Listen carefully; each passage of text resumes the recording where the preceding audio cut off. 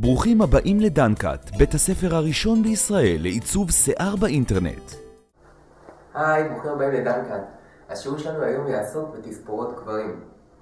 היום אנחנו נלמד איך אנחנו מדרגים שיער קצר, איך לעבוד עם מכונת תספורת, איך לעבוד עם מכונות פיניש שיעזרו לנו לקבל מסגרות יפות בשיער. הכי חשוב, איך לעבוד עם התואר שלנו. חברים, המטרה של השיעור היום זה להצליח בתספורות גברים יותר טוב מתמיד. תשארו איתנו, זה הולך להיות שיעור מאוד מעניין. אז כך חברים, יש דבר חשוב שאנחנו חייבים לזכור כל הזמן. כשלקוח מגיע אלינו למספרה, הוא בודק אותנו במספר דברים. הוא רוצה לראות שירות, הוא רוצה לראות מקצועיות, הוא רוצה לראות זריזות בעבודה, והכי חשוב, הוא רוצה לראות תוצאות.